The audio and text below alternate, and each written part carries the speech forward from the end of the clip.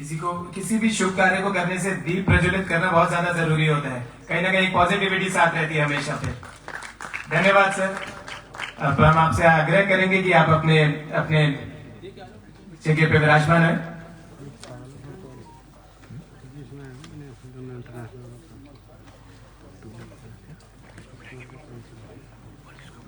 अभी हमने कुछ ही देर पहले सितार जो एक इंस्ट्रूमेंट होता है, जो कि मैंने कहा ना कि हर तरीके का म्यूजिक आपको कहीं ना कहीं हील करता है।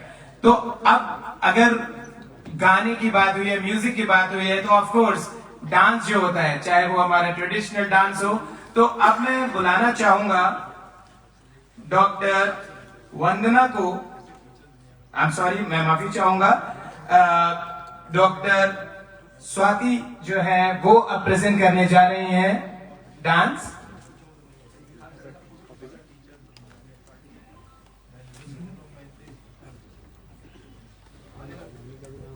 माफी चाहूंगा, प्रोग्राम में कुछ चेंज है। गणेश वंदना से अभी जो है स्टार्ट होगा। गणेश वंदना।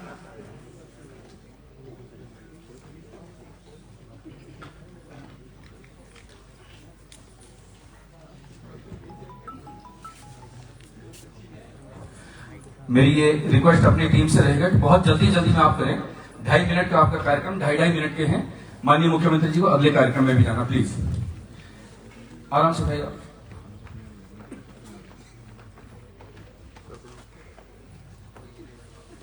गणेश वंदना।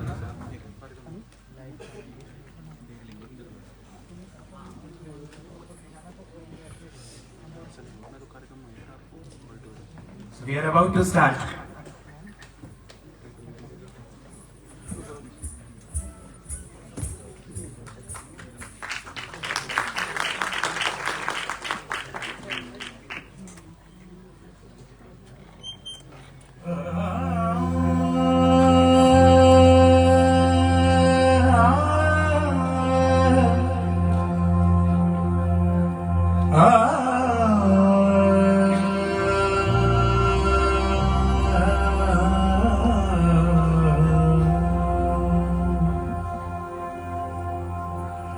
वक्रतुंड महाकाय सूर्यकोटि समप्रभा निर्विघ्नं कुरु मे देव सर्वकार्येषु सर्वदा।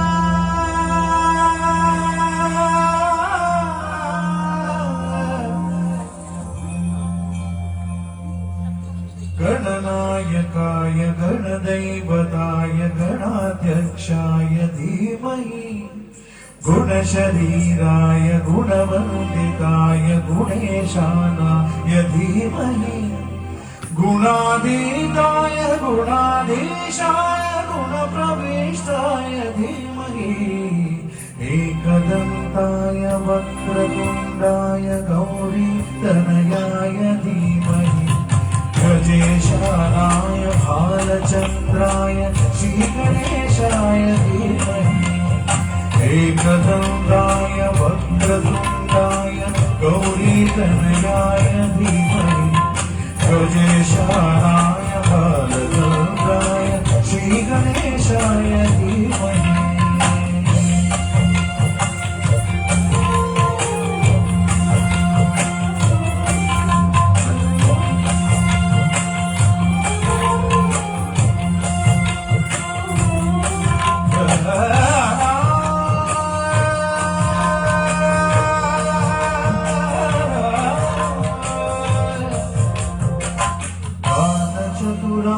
गानप्राणाय गानान्तरात्मने गानोत्सुकाय गानमत्ताय गानोत्सुकमनसे गुरुपूजिताय गुरुदैवताय गुरुकुलस्थायिने गुरुविक्रमाय गुरुप्रवराय गुरवे गुरुकुलमे गुणकुलमे गुरुदैन्यकरक्षेत्रे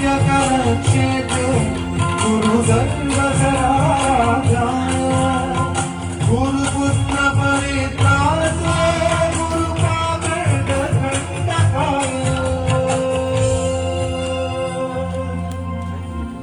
गीतसाराय गीततत्त्वाय गीतगोत्राय धीमहि गूढगुल्माय गन्धमत्ताय बोधयप्रदाय धीमहि गुणाधीशाय गुणाधीशाय गुणप्रविष्टाय धीमहि एकदन्ताय वक्रतुण्डाय गौरीतनयाय धीमहि गजेशानाय बालचन्द्राय श्रीगणेशाय धीमहि एकदन्ताय धीमहि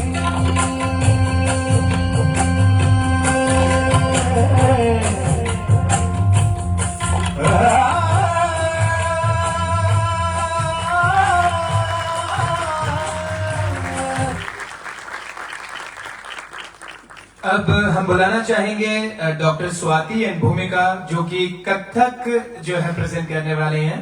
सो please give a huge round of applause for both these ladies.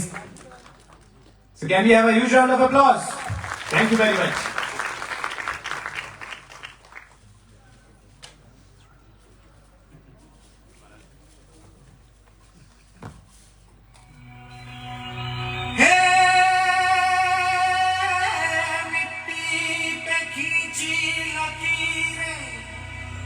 रब ने तो ये तस्वीर बनी आग हवा पानी को मिलाया तो फिर ये तस्वीर सजी.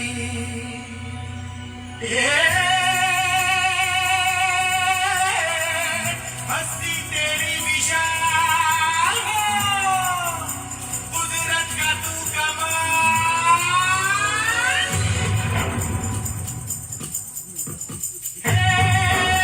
मनमोहिनी तेरी अदा तुझे जब देख ले मेरी अदा घर से झड़ झड़ झड़ झड़ झड़ झड़ झड़ चमक चमक बिजली की वाणी है प्रेमी सारी तू कोई कोई अनछुई तुझ में है कुदरत सारी कोई तुझ में है कुदरत सारी कोई कोई तुझ में है कुदरत सारी कोई कोई.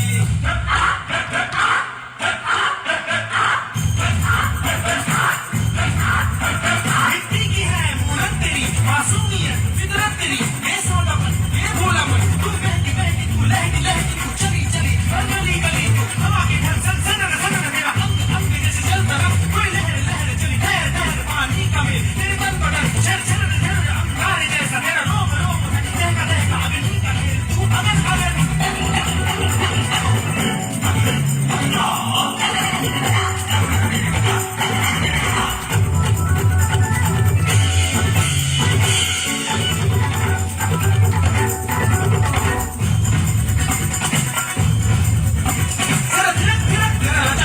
कभी मटक मटक कभी धमक धमक कभी झूम झूम कभी घूम घूम धरती को बाहर नजदीक हुआ तेरे दिल के रैन तेरे केश रैन केवल खाका ही इतराना.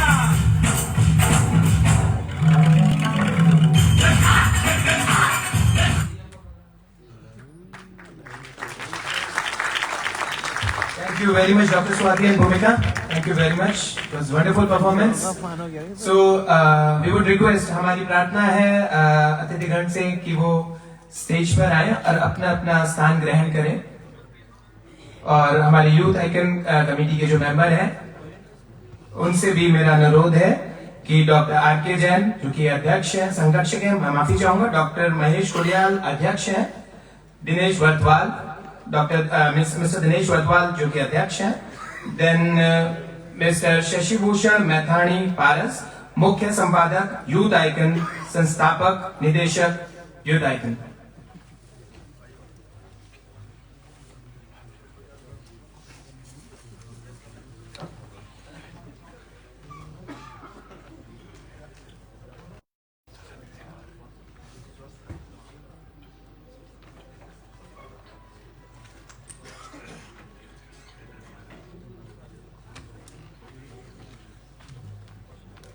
अब हम आमंत्रित करना चाहेंगे शशि भूषण जी को कि वो कुछ शब्द रोशनी डालें कि ये यूथ आइकन की जर्नी हमारी किस तरीके से शुरू हुई और ये अवार्ड किस लिए जो है स्टार्ट किए इन्होंने।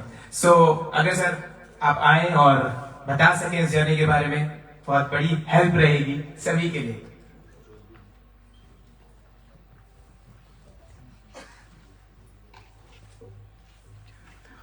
बहुत बहुत धन्यवाद वरुण जी, आपने आमंत्रित किया। सबसे पहले मैं माननीय मुख्यमंत्री जी आपका इस मंच पर बहुत बहुत स्वागत अभिनंदन करता हूं अपनी पूरी कमेटी की ओर से। और यह पहला मौका हमारे लिए है कि ऊर्जावान प्रदेश में, युवा प्रदेश में युवाओं का सम्मान युवा मुख्यमंत्री के हाथों होने जा रहा है। तो आपका भी स्वागत, और आप इस मंच पे आए तो मुझे लगता है आपका भी सम्मान हो रहा है युवाओं के द्वारा, युवाओं का सम्मान। तो ये युवाओं का मंच आज पूरा हुआ है, तो आपका बहुत बहुत आभार। स्वामी यतीश्वरानंद सरस्वती जी, आप हमारे कैबिनेट मंत्री हैं उत्तराखंड सरकार में, आपका बहुत बहुत स्वागत सर। मुझे यहां पर अभी ये कहा गया कि मैं यूथ आइकन के बारे में अपनी बात रखूं, परिचय दूं। सबसे पहले मैं यह बताना चाहूंगा कि जो ये सोच है ये कहां से उभरी है। वर्ष 1992 गोपेश्वर राजकीय बालिका इंटर कॉलेज में तब मुझे अध्यापन करने का मौका मिला था। मैं खुद 11वीं में पढ़ता था और 12वीं के बच्चों को मैं पढ़ाता था। तब उत्तर प्रदेश सरकार ने 1992 से और 2000 तक मुझे उत्तर प्रदेश में 412 कॉलेजों का जो मेरे पास चिट्ठी है कि एक अतिथि शिक्षक करके कुछ ऐसा बना कि पढ़ाने के लिए, कला शिक्षक के रूप में, कला प्रशिक्षण के रूप में। तो मुझे 412 कॉलेज दिए गए, लेकिन जब मैं उत्तराखंड बनने तक 8 वर्षों में 28 कॉलेज ही पूरे कर पाया। 6-6 महीना, 8-8 महीने एक स्कूल में मैं रहता था। तो वो मेरी यात्रा थी। लेकिन जब मैं पढ़ाने लगता था तो तब ये होता था कि अब इनको आगे केवल मैंने सिखाया बच्चों को, उनको आर्ट सिखाई, फिर आगे क्या हुआ, तो आगे उनको क्या हुआ, तो उसके लिए मैंने एक मंच का स्थापना की। वर्ष 1995 में 28 सितंबर 1995 में मैं माननीय मुख्यमंत्री जी के संज्ञान में भी लाना चाहूंगा। और तब से ये सफर शुरू हुआ। तब जीवन चंद पांडे जी डीआईजी मेरठ जोन के हुआ करते थे, उनके द्वारा हमारे उत्तराखंड रत्न नरेंद्र सिंह नेगी जी और वाचस्पति गैरोला जी के द्वारा उस मंच की स्थापना की गई थी पौड़ी में। तब से ये अनवरत यात्रा चलती रही। उत्तर प्रदेश, उत्तराखंड, हिमाचल, पंजाब, हरियाणा, गुजरात में अभी पिछली बार हम अपने भाई अनपाल जी के साथ में गए थे। इस तरह से कार्यक्रम चलता रहा। वर्ष 2000 में मुझे मौका मिला आज तक न्यूज चैनल से जुड़ने का। तो 12 वर्षों तक मैं देश के सबसे बड़े न्यूज चैनल आज तक मैं बतौर पत्रकार रहा।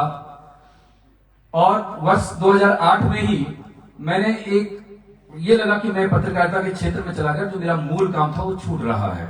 फिर मैंने प्रतिभाओं के विकास के लिए फिर मैंने एक पत्रिका, जो समाचार पत्र भी शुरू किया, तो वो यूथ आइकन के नाम से ही शुरू किया और वो आज भी चल रहा है। उसी के तहत यूथ आइकन क्रिएटिव फाउंडेशन बना। तब से ये youth icon YI national media award नाम से जाना जाने लगा पूरे देश भर में।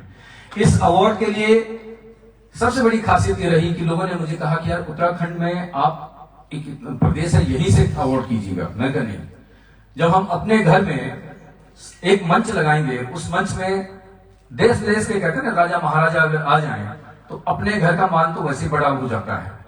तो ये जब मंच बनाया तो ये सोच के साथ बनाया गया कि इसमें पंजाब, सिंध, गुजरात, मराठा, सब जगह से लेकर पूरब से लेकर पश्चिम तक, उत्तर से लेकर दक्षिण तक के जितने भी प्रांत हैं उनको बारी बारी इसमें शामिल किया जाएगा। और प्रत्येक वर्ष 2008 से निरंतर इस जगह पर देहरादून में देश की प्रतिभाओं का सम्मान होता आ रहा है, जिसमें कि बहुत नामी लोग हुए। नाना पाटेकर का भी सम्मान गोपेश्वर में हुआ है। संत राम, मीरा सुब्बा, इनका सम्मान इस मंच पर हुआ है। अनूप सोनी, सुशांत, शरद मल्होत्रा, रोहित सदाना, सुमित अवस्थी, सुप्रिया प्रसाद, श्वेता, तमाम ऐसे कला नाम की जो मुझे याद नहीं है वो कितने लोग कि देहरादून में आकर के इस अवार्ड को ले चुके हैं। आज इस बार मेरे से बड़ी नाराजगी मीडिया के लोगों की रही, नेशनल मीडिया की। दिल्ली से, बॉम्बे से लोगों के फोन आते हैं कि आपने हमें याद नहीं कि इस बार भी छोड़ दिया। मैंने कहा ये मौका ऐसा रहा कि आप, अभी हमारे डॉक्टर साहब खुद बता रहे थे कि केवल 10 दिन में ये कार्यक्रम आयोजित हुआ, 10 दिन में। क्योंकि जब ये कार्यक्रम मैंने शुरू किया तो 2019 में कार्यक्रम के बाद मेरी माता जी का देहांत हुआ अचानक से, फिर कोविड आया, फिर पिताजी का देहांत हुआ, फिर कुछ ऐसे चांसेस वो बनते गए, फिर मुझे कोविड हो गया। तो ये रुकता गया। तो लगा कि 1-1.5 साल का जो गैप आया वो ठीक नहीं हुआ। तो मैंने बहुत सारी कोशिश अपनी पूरी टीम को जोड़ने की, लोग जुड़े, बहुत कम समय में जुड़े, लेकिन मैंने अपनी टीम को आगे इसलिए नहीं आने दिया, वो भी मेरे से नाराज हैं कि आपने मुझे आगे नहीं आने दिया इस बार। मैंने कहा मैं इसलिए नहीं आपको आगे आने दे रहा हूं क्योंकि मैं कोविड के बाद उभरा हूं और डॉक्टरों ने कहा है कि पोस्ट कोविड इफेक्ट होता है, ये इंसान के दिल और दिमाग को जख्मी करता है, जोखिम पहुंचाता है। तो मुझे अपने को परखना था कि क्या मैं स्वस्थ और सुरक्षित हूं, मैं तन मन से स्वस्थ हूं या नहीं हूं। तो ये जो आयोजन हुआ इसने ये प्रमाणित कर दिया है कि मैं कोविड को हरा चुका हूं। मैं 69 ऑक्सीजन लेवल से वापस आया, वेंटिलेटर से वापस आया हूं और आज आप लोगों के सामने खड़ा हूं। आज जिस तरह से मुख्यमंत्री जी और आप सब लोगों को मैंने मंच पे देखा तो मैं वहां से, मेरी आंखों में थोड़े से पानी आ गया था जब वो बच्ची डांस कर रही थी, डॉक्टर स्वाति डांस कर रही थी, हमारे शास्त्रीय संगीत के जो मनमज्ञ विद्वान हैं विशाल मिश्रा जी वो गा रहे थे।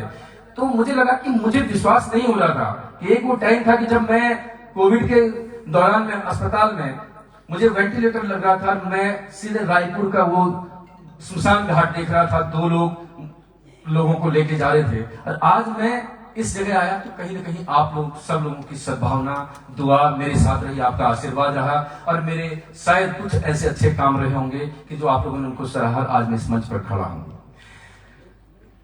वर्ष 2008 में मैं अगर बताऊं कि ये जब आयोजन शुरू हुआ तो 2014 तक मैं चलता गया, अपने पत्रकार साथियों के सहयोग से देहरादून में किया। सरकार का हमेशा साथ मिला, उत्तराखंड सरकार, माफ कीजिएगा, सरकार का।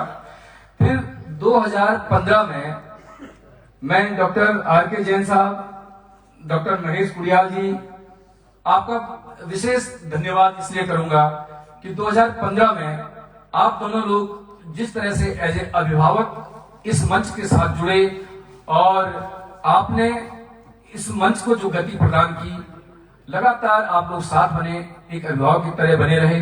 और आप, क्योंकि एक पार्ट होता है कि सोचना पड़ता है, घर का अभिभावक अगर साथ में खड़ा हो जाता है तो मेरी कहीं ना कहीं एक सोच मैं छूट हो गई कि मुझे पता है कि मैंने अब कहां तक, किस लिमिट तक आगे जाना है, बाकी वो संभाल रहे हैं। तो आज मैं अकेला महसूस नहीं करता हूं, ये सबसे बड़ी बात है।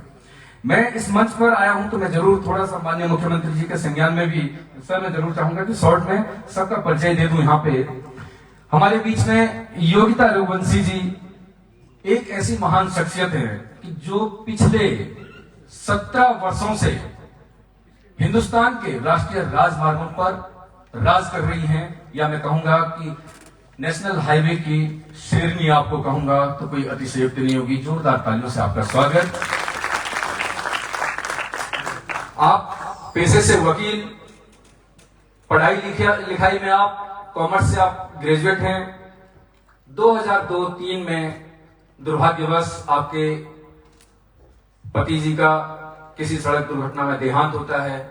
उसके बाद आपके संघर्षों का जीवन चलता रहा। 2003 में आपने 12 टायर का जो ट्रक है उसका स्टीयरिंग पकड़ लिया और उसके बाद आप निरंतर 17 वर्षों से चली आ रही हैं इस सफर पर, और पूरे देश ही नहीं पूरी दुनिया के लिए आप एक मिसाल बन गई हैं।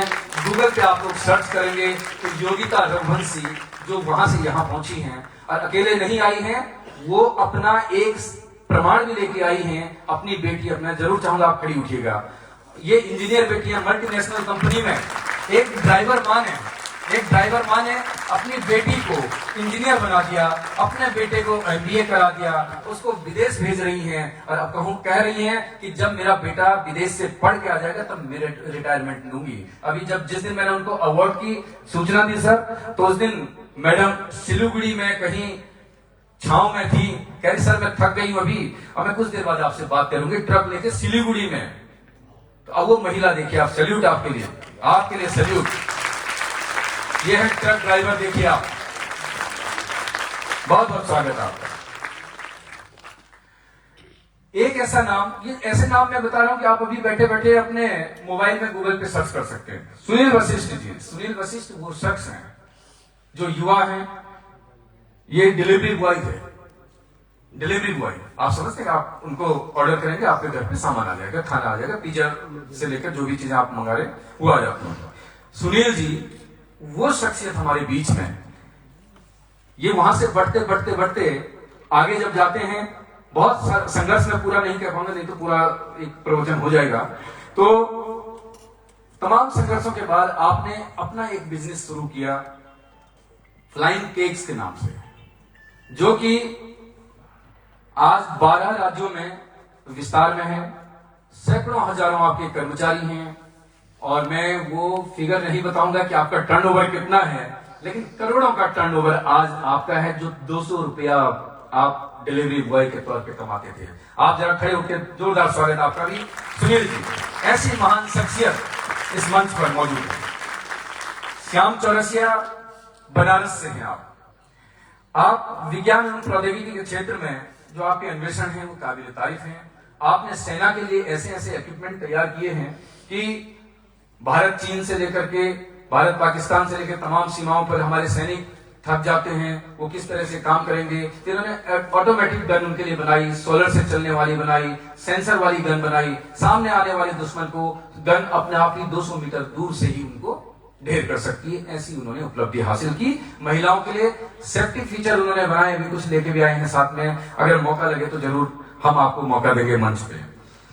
खान सर पटना वाले, अब मैं क्या बोलूं कि उनको तो आपने पहले ही सुन लिया, आपके बारे में ज्यादा क्या बोलूं, लेकिन खान सर अपने आप में खान है, विद्वान है, महान है, इसीलिए आपका सम्मान है इस मंच पर। बहुत बहुत धन्यवाद आपके लिए। मेरे पास कोई शब्द नहीं कि मैं आपको किस तरह से यहाँ पे और परिभाषित करूं। तो यही मैंने कहा, खान विद्वान, विद्वान विद्वता की खान है आप।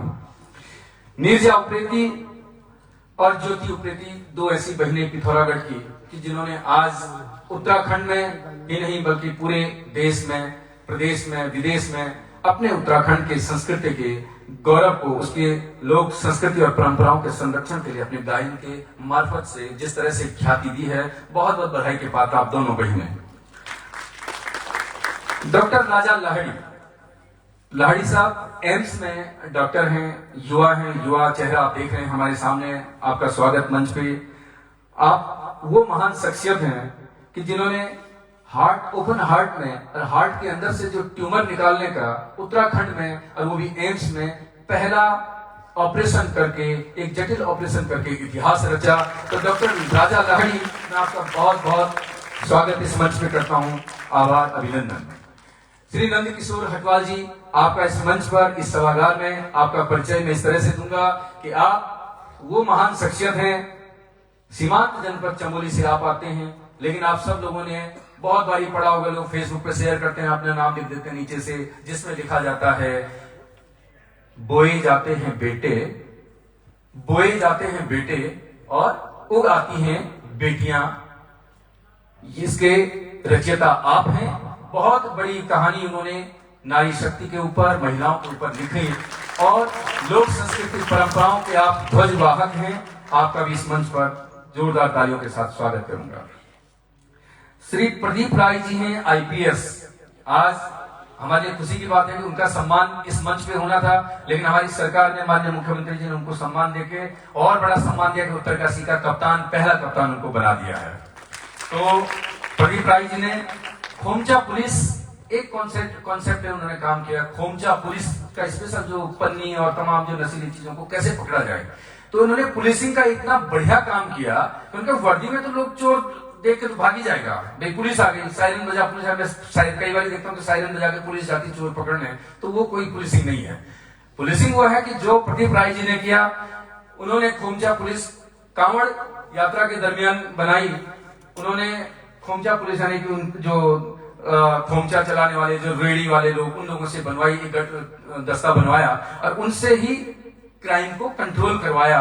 और उनकी महानता देखिए, इस अधिकारी की महानता देखिए कि उन्होंने कहा, मैठानी साहब इस मंच पे आने का मेरा अधिकार नहीं है, बल्कि वही खोमचा पुलिस का आने का अधिकार है। आप दोनों भाइयों का स्वागत। खोमचा पुलिस के 2 सिपाही आप दोनों खड़े होकर दोनों का जोरदार तालियों से स्वागत इस मंच पर। सुनीता पांडे जी, आप वो महान शख्सियत हैं कि जो मलिन बस्तियों में लगातार कार्य कर रही हैं और नशा मुक्ति जो आंदोलन आपका है उस पर आप वर्षों से काम कर रही हैं।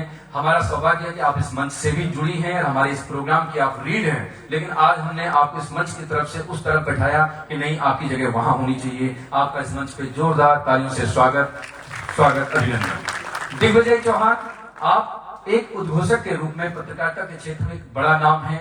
संवाद 365 में आप बहुत बढ़िया काम करते हैं। आपकी जो आवाज है, जो आपकी बुलंद शैली है, मैं जरूर चाहूंगा कि कभी सरकार के कोई बड़े आयोजन हो उसमें दिग्विजय को जरूर मौका मिले। इतनी भारी भरकम आवाज के राष्ट्रीय अंतर्राष्ट्रीय स्तर पे आप एंकरिंग कर सकते हैं, जैसे दूरदर्शन उस पर आता है। नवल खाली का एक नाम है जो सब जानते होंगे। भरतू की बुआरी को कितने लोग जानते हैं? हाथ उठाइएगा। भरतू की बुआरी उत्तराखंड में बड़ी प्रसिद्ध है। ये भरतू की बुआरी ऐसी एक काल्पनिक पात्र है सर कि पूरे उत्तराखंड में भरतू की बुआरी के जनक ही आप हैं, नवल खाली जी। और इन्होंने एक पात्र ऐसा बनाया, पिछले कई वर्षों से लोग संशय में हैं कि भरतू की बुआरी से मिलना, लेकिन मिल नहीं पाएंगे क्योंकि वो भरतू की बुआरी इनकी कलम के अंदर है।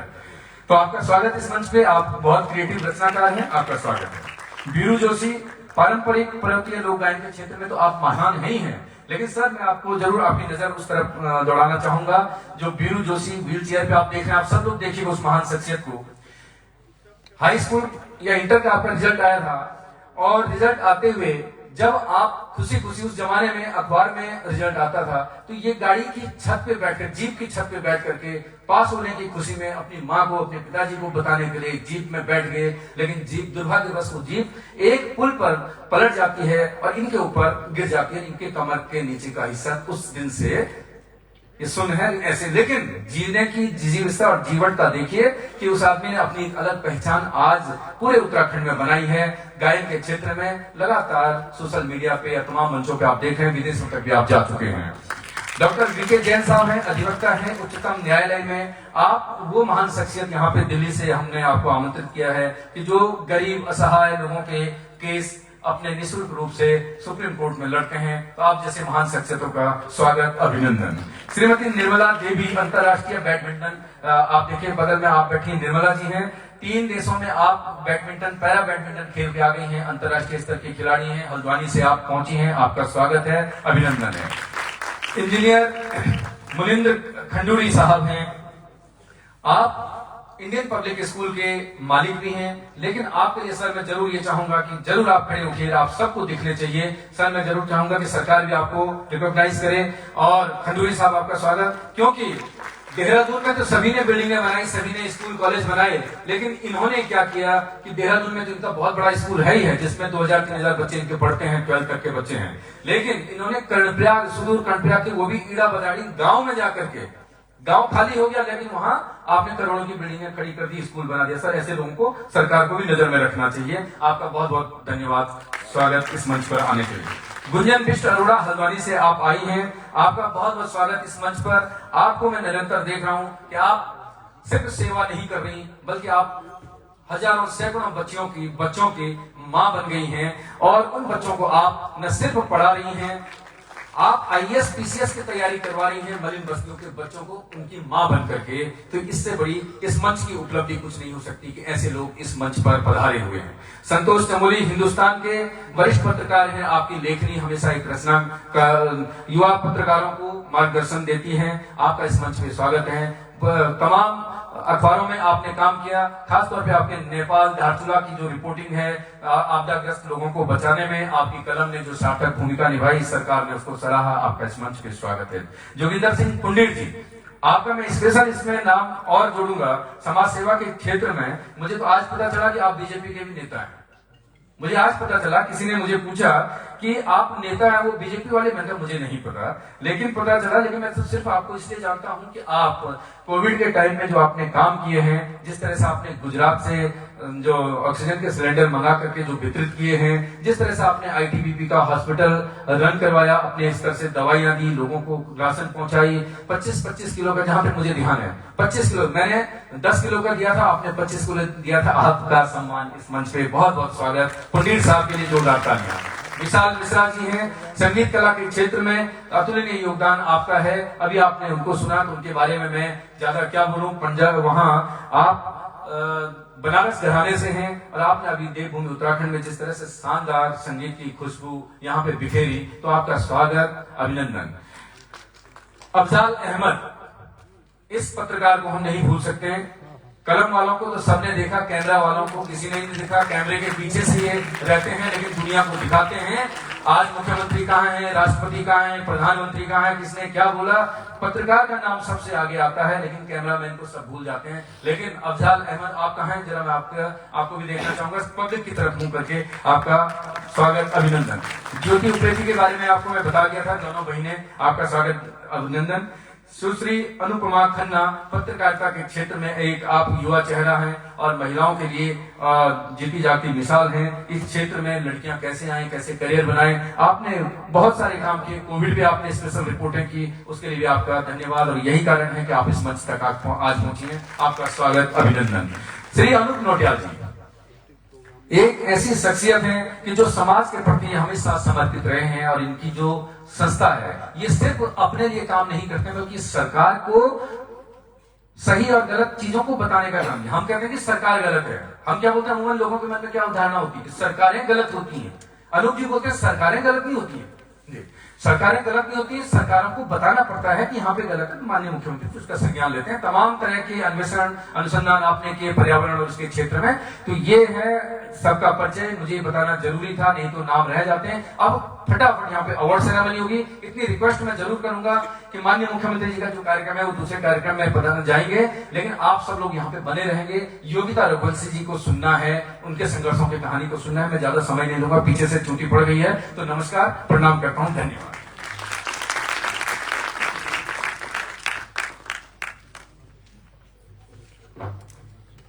धन्यवाद शशि जी। तो अब हम आई थिंक हम स्टार्ट कर सकते हैं।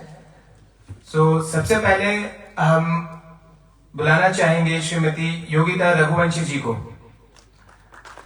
योगिता जी, आपने महिला उद्यमी के रूप में परिवहन उद्योग के क्षेत्र में न केवल नए आयाम स्थापित किए हैं, अपितु ट्रक वाहन चालक बनकर समाज की भ्रांतियों को तोड़ने का प्रयास भी किया है।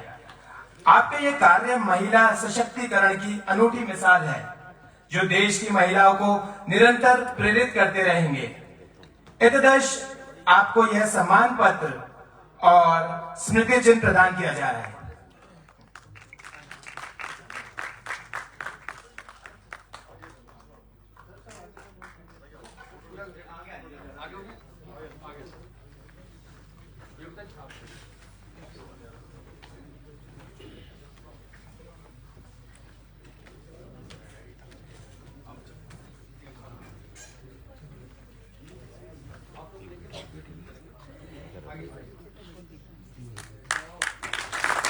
धन्यवाद सर, धन्यवाद मैम। इनके बाद हम आमंत्रित करना चाहेंगे खान सर, पटना बिहार से। खान सर, आपने अपने व्यापक ज्ञान एवं अनूठे प्रस्तुतिकरण के माध्यम से शिक्षा के क्षेत्र में युवाओं को न केवल बेहतर मार्गदर्शन प्रदान किया है, अपितु उनमें सकारात्मक एवं लक्ष्योन्मुख दृष्टिकोण का विकास भी किया है। आपकी अनुशिक्षण पद्धति अतुलनीय है जो युवाओं का पथ प्रदर्शक बनकर समाज को निरंतर सार्थक दिशा प्रदान करती रहेगी। इतदर्थ आपको यह सम्मान पत्र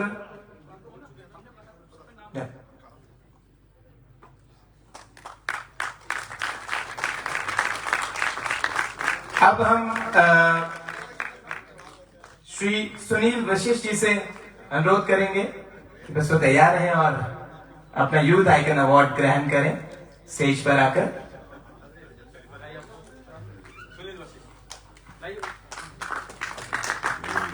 इनके बाद श्री श्याम चौरसिया जी को हम बुलाना चाहेंगे।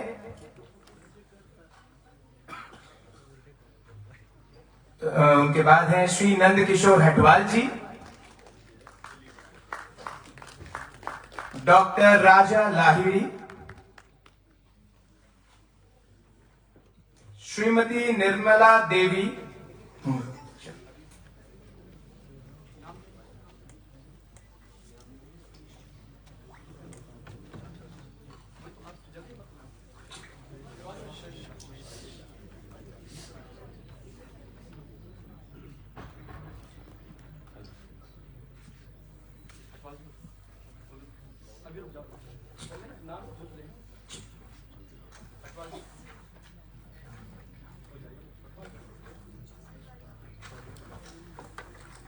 श्री नंद किशोर हटवाल जी,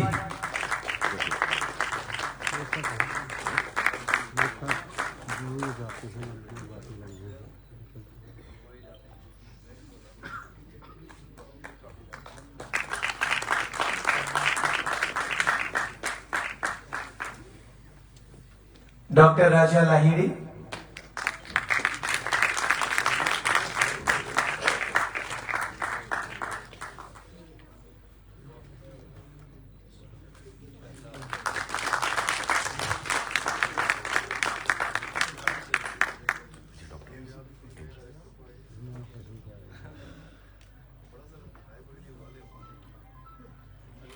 जी। अगले हैं श्रीमती निर्मला देवी जी,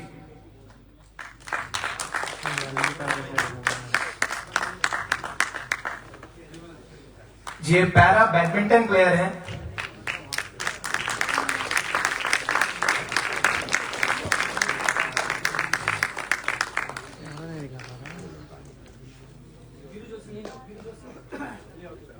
श्री वीरू जोशी जी,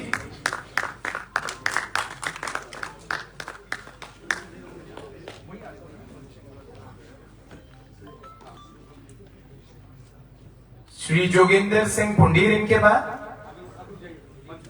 जी।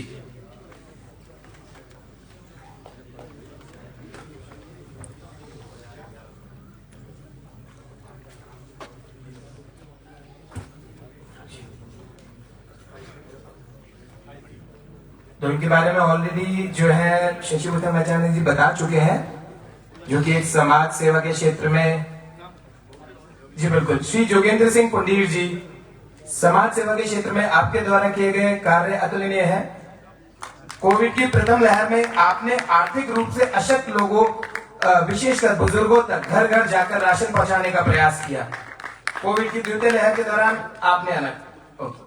श्री विशाल मिश्रा जी, जिनका आपने सितार वादन भी सुना आज,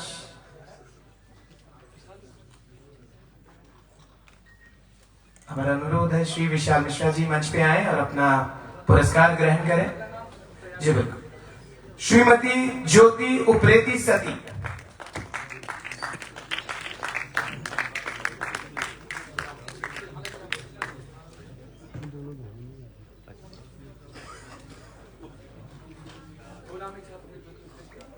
हाँ जी, श्रीमती ज्योति उप्रेती सती एंड सुश्री नीरजा उप्रेती।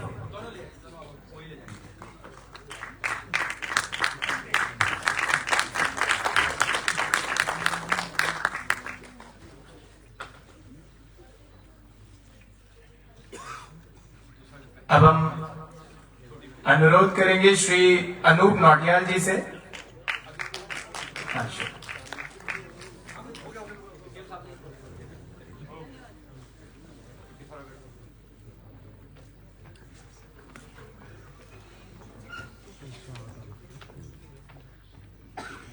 श्री अनूप नौटियाल जी,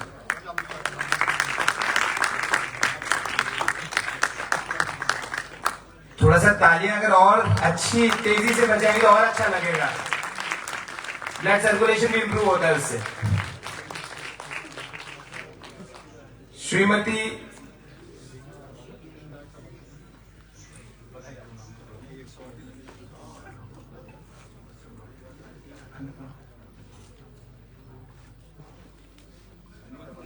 श्रीमती सुनीता पांडे जी, हम बुलाना चाहेंगे जी।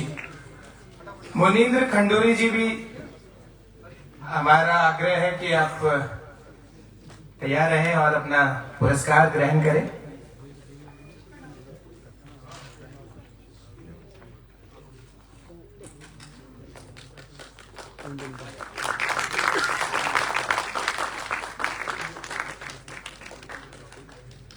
अब हम बुलाना चाहेंगे सुश्री अनुपमा खन्ना जी को। श्री अनुपमा खन्ना जी प्लीज स्टेज पे आइए और अपना अवार्ड ग्रहण कीजिए।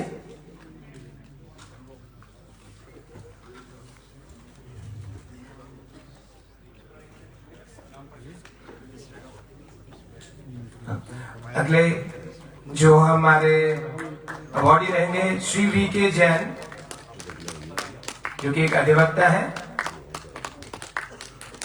माननीय उच्चतम न्यायालय के।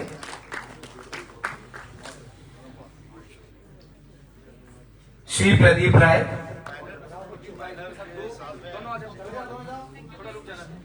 जी बिल्कुल।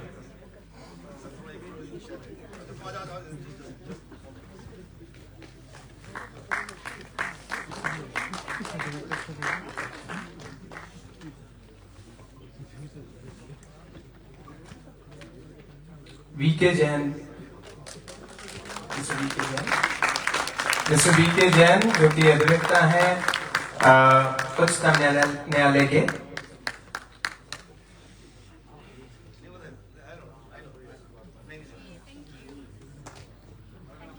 श्री प्रदीप राय ऑलरेडी है।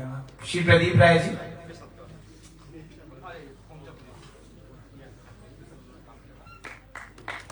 प्रदीप राय।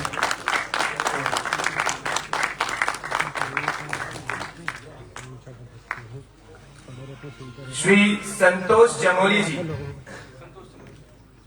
अगर आप हमें सुन रहे हैं संतोष चमोली जी। हाँ जी। Shrimati Gunjan Bisht Arora,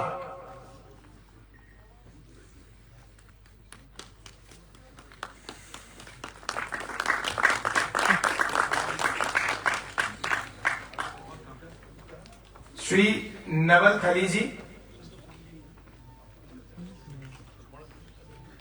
can we have a huge round of applause, at least तालियां तो बज सकती हैं। Thank you very much.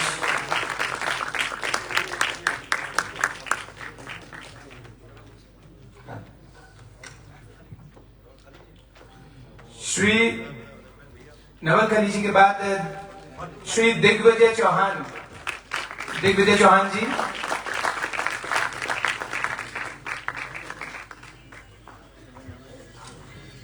And हमारे आज के आखिरी अवार्डी है श्री अफजाल अहमद जी। प्लीज स्टेज पे आइएगा और अपना अवार्ड लीजिएगा। अफजाल अहमद जी,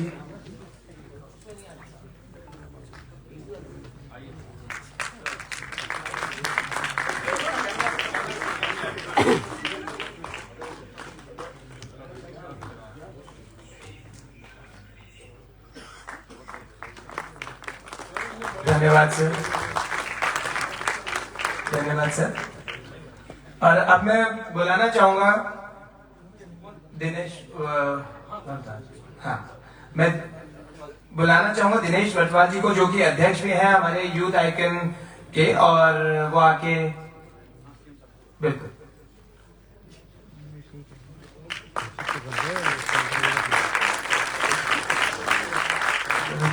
अतुल भट्टाचार्य जी। हाँ जी जरूर।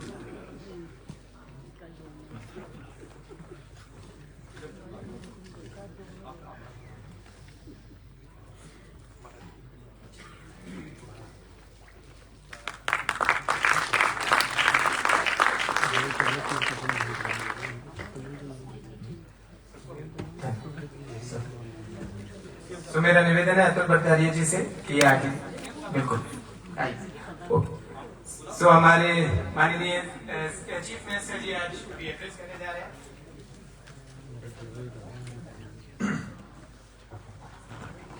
यूथ आइकॉन सम्मान समारोह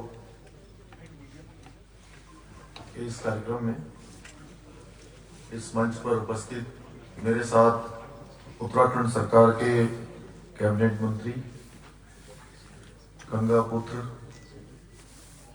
स्वामी यतीश्वरानंद जी और आपके और मेरे बीच में आज जिनके आग्रह को मैं यहाँ आने के लिए विवश हुआ, हमारे पुराने मित्र डॉक्टर महेश कुडियाल जी, मंच पर डॉक्टर आर.के. जैन जी, कार्यक्रम के संयोजक डॉक्टर दिनेश बर्थवाल जी, और जिन्होंने आज कितना शानदार सेतु का काम किया, सबका परिचय करवाया और एक से एक महान विभूतियां जिन्होंने बहुत ही शानदार काम किया है अपने अपने क्षेत्रों में, उन सभी का परिचय भी करवाया और कार्यक्रम का संयोजन भी कर रहे हैं डॉक्टर शशि भूषण मैथानी जी एवं इस कार्यक्रम में उपस्थित हमारे सभी आज जिनको मेरे हाथों आपने सम्मानित करवाया। और मैं देख रहा हूं कि इतना अच्छा काम आप लोगों ने तो बिल्कुल इतिहास बना दिया और आपके कार्यक्रम में आकर मैं स्वयं को गौरवान्वित महसूस कर रहा हूं कि वास्तव में अगर व्यक्ति के अंदर कुछ कर गुजरने की वो हो, ललक हो या कोई संकल्प ले लिया हो तो कोई भी काम असंभव नहीं होता है। जैसा आपने बताया उनके बारे में कि वो जीप में से ही जीप ही पलट गई, और मैं ऐसा मानता हूं कि व्यक्ति जो है ताकतवर हो सकता है लेकिन अगर उसकी इच्छा शक्ति कमजोर है तो चल नहीं सकता है। और ऐसा ही मैं साथ में एक चीज और मानता हूं कि दवाइयों से व्यक्ति ठीक हो सकता है क्योंकि डॉक्टर कहते हैं यहां पर, लेकिन दुआओं का भी बहुत असर होता है।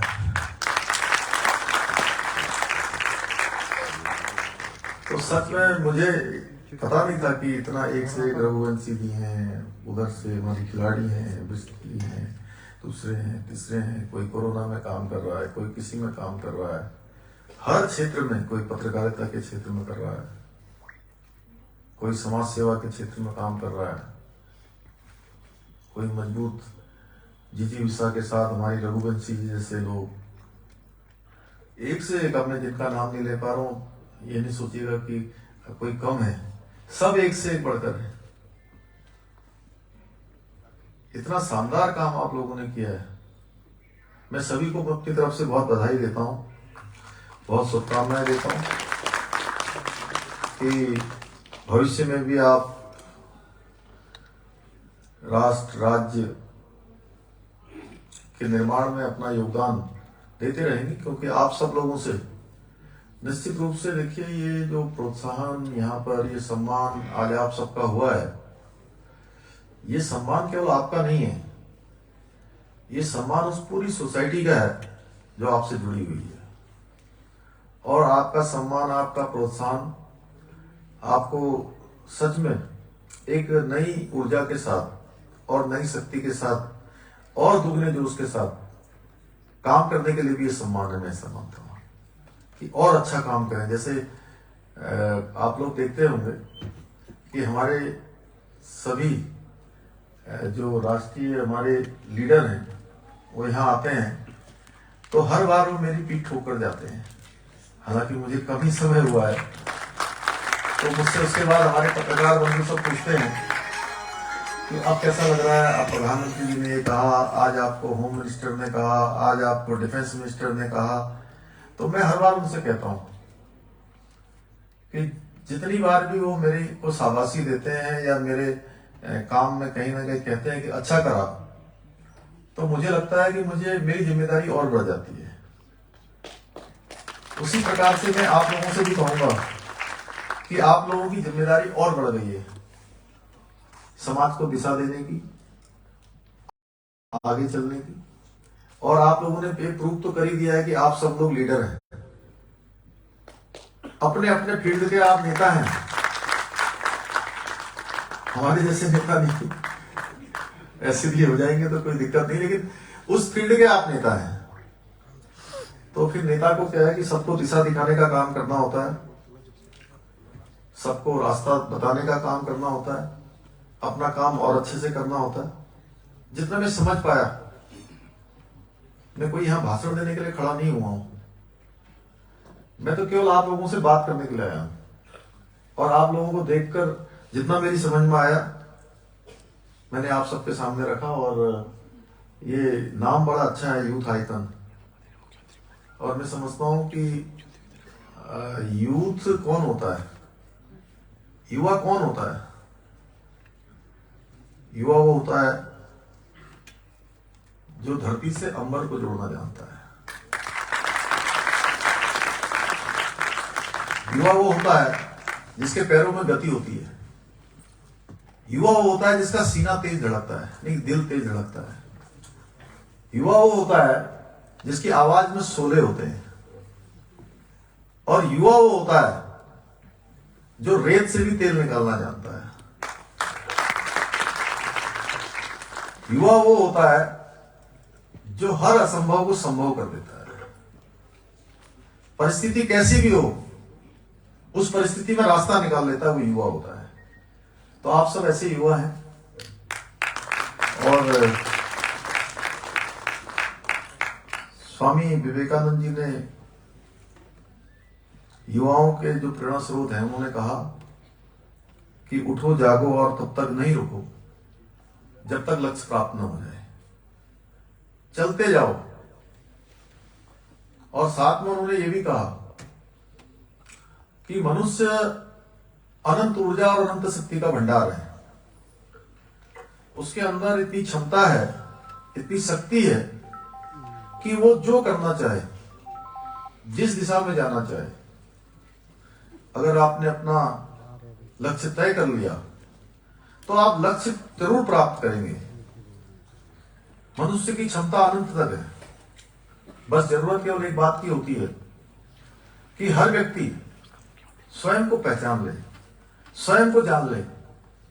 कई बार होता क्या है, आप लोगों के सामने तो बोलना वैसे ही है जैसा यहाँ पर अभी हमारे संचालक जी और मैठाणी जी ने जो यहाँ सबका एक परिचय उनके नाम के आगे बताया कि उन्होंने इतना किया, इन्होंने ऐसा किया, इन्होंने ऐसा किया, तो सूरज को दिया दिखाना जैसा है। लेकिन उसके बावजूद भी जीवन में जो संकल्प होते हैं, संकल्प में अगर कोई विकल्प ना आए, कोई मिशन है, मिशन हैज नो ऑप्शन कहते हैं, अगर कोई ऑप्शन मिशन में नहीं आया तो मिशन जरूर पूरा होता है। उसी प्रकार से संकल्प में अगर कोई विकल्प आ गया तो कहते हैं कि जब संकल्प में विकल्प आ जाता है तो हमारी मंजिल हमसे दूर चली जाती है, हमारा जो लक्ष्य है वो हमसे ओझल हो जाता है, हमारे रास्ते भटक जाते हैं और हमारे सपने हमसे रूठ जाते हैं। और अगर संकल्प में कोई विकल्प नहीं आया, कोई संकल्प हमने जीवन का ले लिया, तो निश्चित रूप से वो संकल्प पूरा होता है, हमें हमारी मंजिल मिलती है, हमें हमारा अपना लक्ष्य प्राप्त होता है। और जिस लक्ष्य को लेकर हम चल रहे हैं, तो निश्चित रूप से अगर आप सबने संकल्प लिया है तो चाहे कहते हैं रात कितनी भी काली क्यों ना हो, सवेरा उसका जरूर होता है।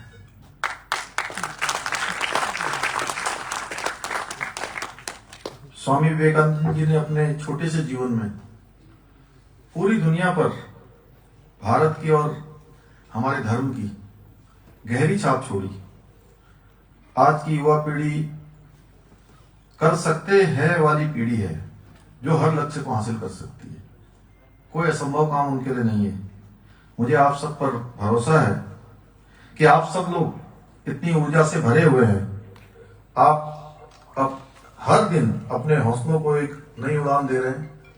और सही बताऊं तो मैं भी यहाँ पर आके आप सब लोगों से बड़ी प्रेरणा ले रहा हूँ कि आज मैं वैसे पूरे दिन भर सवेरे में खटीमा में था, फिर बागेश्वर में था, फिर अन्य कार्यक्रमों में था। आपके बीच में आया तो मेरा केवल मात्र आधे घंटे का ही समय यहाँ रखा था। डॉक्टर साहब ने कहा था कि आधा ही घंटा रहना है और अब मुझे लगता है कि 1.5 घंटा यहाँ पर मुझे हो गया है। मुझे पता ही नहीं लगा। आप सबसे ऊर्जा मिल गई। तो निश्चित रूप से आप सब लोग आने वाली जो 21वीं सदी का हमारा भारत है, उस सदी के सपनों और आकांक्षाओं को बनाने का काम आप सबके माध्यम से होगा। हमारा देश भी युवा है, हमारा प्रदेश भी युवा है। हमारे खान साहब तो वहाँ पटना से आए हैं, तो बड़ा अच्छा आप कह रहे थे, क्या कह रहे थे आप? हम आपको पढ़ाते हैं, कई बार पूछते होंगे लोग ना कि नए चीफ मिनिस्टर कौन है। यही है ना। तो हम लोगों ने लक्ष्य लिया है, माननीय प्रधानमंत्री जी की भी आकांक्षा है, उनकी भी ऐसी अपेक्षा है हमसे कि हमारा ये राज्य उत्तराखंड जो एक युवा प्रदेश है, मैठाणी जी कह रहे थे, अभी हमारे संचालक जी भी कह रहे थे, 21 साल का हुआ है। जब ये 25 साल का उत्तराखंड होगा, तो 25 साल का उत्तराखंड जब हम किस राज्य की स्थापना का 25वां वर्ष मना रहे होंगे, तो हर दृष्टि से ये राज्य हिंदुस्तान के अग्रणी राज्यों में से एक होगा, श्रेष्ठ राज्यों में से एक राज्य होगा, आदर्श राज्य होगा।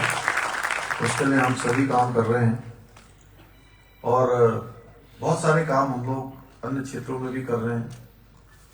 हम लोग होम स्टे को बढ़ा रहे हैं, स्वरोजगार के जो हमारे काम हैं, सेल्फ हेल्प ग्रुप को आगे करके उनको और प्रोत्साहन करके पर्यटन के क्षेत्र में हमने जो है अभी बहुत सारी जो सब्सिडी है सरकार की तरफ से उसको बढ़ाया है। पर्यटन यहाँ बढ़े, इसके लिए हमने हवाई सेवाएं हमारी सस्ती हों। हमारी सरकार ने ये फैसला लिया अभी कि हमने एविएशन टर्बो फ्यूल उसका हमने 18% बेट कम कर दिया, जिससे कि आने वाले समय में यहाँ की हवाई सेवाएं हमारी सस्ती हों, हमको ज़्यादा सेवाएं मिलें, आसानी से मिलें। हम कोशिश कर रहे हैं कि हर शहर, हमारे इस भौगोलिक परिस्थितियाँ अलग हैं, क्योंकि नीचे मैदानी क्षेत्र है, उधर पर्वतीय क्षेत्र है, अलग अलग जगह की अलग अलग अपनी ज़रूरतें हैं, लेकिन उसमें हम सामंजस्य बैठा लें। हवाई सेवाएं सस्ती होंगी, हर शहर हरी सेवा से जुड़ेगा, निश्चित रूप से पर्यटन बढ़ेगा। अभी मैं बनारस गया था, बनारस के भी अभी हमारे आए थे श्रीवास्तव जी, तो मैं सचमुच आपको बताऊं कि मैं बनारस सन 2002 में गया था और काशी विश्वनाथ मंदिर गया था। तब काशी विश्वनाथ मंदिर में जब हम जाते थे मेन रोड से, तो इतना सकरा रास्ता था कि अंदर जाना बड़ा कठिन काम था, और गंगा जी की तरफ जाने का तो कोई रास्ता ही नहीं था काशी विश्वनाथ मंदिर से। और अभी नया जिस प्रकार से वहां पर उस मंदिर का पुनर्निर्माण हुआ है, अहिल्याबाई होलकर के बाद 350 वर्षों के बाद, कोई भी भक्त जो है भगवान भोलेनाथ के, विश्वनाथ के दर्शन करना चाहता है या उनको जल चढ़ाना चाहता है, तो पूरा सीधा हाईवे जैसा बन गया है। वहां से घाट से लेकर मंदिर तक और मंदिर से लेकर रोड तक, अलौकिक काशी, दिव्य काशी, भव्य काशी, ऐसे दर्शन है कि आप सभी को देखने जाना चाहिए। और संयोग से मैं अभी पिछले दिनों अयोध्या भी गया था। अयोध्या में जहां भगवान राम पैदा हुए थे, उनका जो स्थान है, जन्म स्थान, वो भी लंबे समय से सबकी एक मांग थी, लोगों की मैं कहूंगा कि एक इच्छा थी कि भगवान राम का वहां पर भव्य राम का मंदिर बनना चाहिए। इतना शानदार वहां पर अभी मंदिर और उसके प्रांगण का विस्तार हो रहा है, नया रूप ले रहा है, कि पूरे हिंदुस्तान के नहीं पूरी दुनिया का एक अलग प्रकार का स्थान वहां पर निर्मित हो रहा है, भव्य और दिव्य। हमारे यहाँ पर उत्तराखंड के अंदर 2013 में जब आपदा आई थी, आपदा के समय में शंकराचार्य जी की जो समाधि थी, वो समाधि पूरी तरह से बहुत उसको नुकसान हो गया था। साथ में मंदिर के चारों तरफ बहुत नुकसान हो गया था बाबा केदार का। और आज वहां पर 225 करोड़ रुपए का काम पूरा हो गया है, उसके पुनर्निर्माण का काम हो गया है। वहां पर शंकराचार्य जी की समाधि लग गई है वहां पर सरस्वती घाट बन गया है, हमारे पुरोहितों के आवास बन गए हैं, बहुत सारे आस्था पथ बन गया है, तमाम काम वहां पर हो रहे हैं। 400 करोड़ रुपए का अभी माननीय प्रधानमंत्री जी आए थे 5 नवंबर को, वहां पर शिलान्यास और लोकार्पण हुआ है। और आने वाले समय में हमारा बद्रीनाथ का प्रांगण, उसके लिए भी हमने 250 करोड़ रुपए अभी स्वीकृत कर दिए हैं। और आसपास के जितने मकान हैं वो सारे मकानों को अलग अलग शिफ्ट किया जा रहा है। आने वाले समय में भव्य बद्रीशपुरी भी बनेगी, केदारपुरी बनेगी, हमारे धाम बनेंगे चारों तरफ। आज एक जो हमारा पुरातन एक संस्कृति थी, हमारा एक धार्मिक उत्थान था, एक उत्सव पूरे हिंदुस्तान के अंदर हो रहा है। ऐसे तमाम एजेंडे हैं, उन पर लगातार काम चल रहा है। क्योंकि आप सबके बीच में इतना यूथ आइकन था, तो ये सारे लोगों के बीच में मुझे लगा कि आप सबके बीच में ये जानकारी भी आप सब लोगों के ध्यान में रहनी चाहिए कि किस प्रकार से काम चल रहा है। हमारे नेशनल हाईवे आने वाले समय में आपको यहाँ से दिल्ली जाने के लिए मात्र 2.5 घंटे में दिल्ली से देहरादून की दूरी तय की जाएगी। 10,000 करोड़ रुपए का एलिवेटेड रोड का भी माननीय प्रधानमंत्री जी ने यहाँ शिलान्यास कर दिया। आने वाले समय में आपको चाहे हरिद्वार से काशीपुर जाना हो, वहां भी 1 घंटे की दूरी कम होने वाली है। ट्रेन की सुविधाएं हमारी बढ़ने वाली हैं। पंतनगर जो हमारा एयरपोर्ट है उसको ग्रीनफील्ड एयरपोर्ट के रूप में बनने की तैयारी हो रही है। देहरादून का जो हवाई अड्डा है उसको अभी 1600 पर आवर कैपेसिटी का बना दिया गया, पहले केवल 250 कैपेसिटी का था। आने वाले समय में वो इंटरनेशनल एयरपोर्ट के रूप में बनाया जाएगा, उसकी भी तैयारी चल रही है। रेल हमारे यहाँ पर आज जिसका एक लोग सपने में भी नहीं सोचते थे कि कभी पहाड़ में भी ट्रेन चली जाएगी। आज ऋषिकेश से कर्णप्रयाग जो 125 किलोमीटर की लंबी रेल लाइन है उस पर बहुत तेजी से काम चल रहा है। 2024 तक वो हमारा जो है पूरा कंप्लीट हो जाएगा और कर्णप्रयाग से ऋषिकेश की लोग यात्रा रेल से करेंगे। इसी प्रकार से वहां बागेश्वर से टनकपुर रेल यात्रा वो भी आने वाले वर्षों में साकार रूप लेगी। वो 155 किलोमीटर की लंबी रेल लाइन वहां पर बनने के लिए ब्रॉडगेज सर्वे का उस पर काम स्वीकृति हो गई है। 29 करोड़ रुपया उसका जारी हो गया है, डीपीआर बनने का काम चल रहा है। वैसे हर क्षेत्रों में काम हो रहा है। आज एक नया भारत बन रहा है, सशक्त भारत बन रहा है, शक्तिशाली भारत बन रहा है, जिसको पूरी दुनिया के अंदर हमारे देश का मान सम्मान और स्वाभिमान हर क्षेत्र में बढ़ रहा है।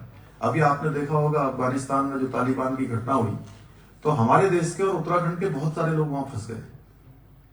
एक हिंदुस्तान के व्यक्ति को, एक उत्तराखंड के व्यक्ति को हिंदुस्तान लाने का और उत्तराखंड लाने का काम भारत की सरकार ने किया। ये तभी संभव हुआ जब भारत आज सशक्त भारत है, एक शक्तिशाली भारत है। हम हर क्षेत्र में आज आगे बढ़ रहे हैं, आत्मनिर्भर भारत बन रहा है। हमने भी इस दिशा में बहुत सारे काम शुरू किए हैं। इस नए भारत के निर्माण में हम सबकी अपनी अपनी बड़ी महत्वपूर्ण भूमिका है। हम जिस क्षेत्र में भी हैं, जो भी हम काम करते हैं, हमारी बहुत महत्वपूर्ण भूमिका है। क्योंकि ये जो यात्रा चल रही है, ये विकास की यात्रा, ये देश की यात्रा, हम सब की यात्रा, ये हमारी सबकी सामूहिक यात्रा है। ये यात्रा अपने गंतव्य तक तभी पहुंचेगी, अपने लक्ष्य तक तभी पहुंचेगी जब हम सब लोग मिलकर एक मुट्ठी के रूप में आगे बढ़ेंगे और इसमें हम लोग सब साथ चलेंगे, एक दूसरे को साथ लेकर सहभागी बनेंगे, सहयात्री बनेंगे, तो हमारी यात्रा मैं मानता हूं कि अवश्य सफल होगी। आज के अवसर पर मैं पुनः आप सभी का अपनी तरफ से पुनः बहुत ही आप सबका अभिनंदन करते हुए कि मैं आपको सम्मानित करके स्वयं सम्मानित महसूस कर रहा हूँ। तो मेरी बहुत बहुत शुभकामनाएं और आयोजकों को, डॉक्टर कुटियाल जी को, शशि भूषण मेघावी जी को, हमारे बर्थवाल जी को, सभी को मैं धन्यवाद करता हूं कि इतने शानदार कार्यक्रम में आप सबके बीच में आने का आपने मुझे अवसर प्रदान किया। मैं आपका आभारी हूं। बहुत बहुत धन्यवाद। जय हिंद, जय भारत, जय उत्तराखंड।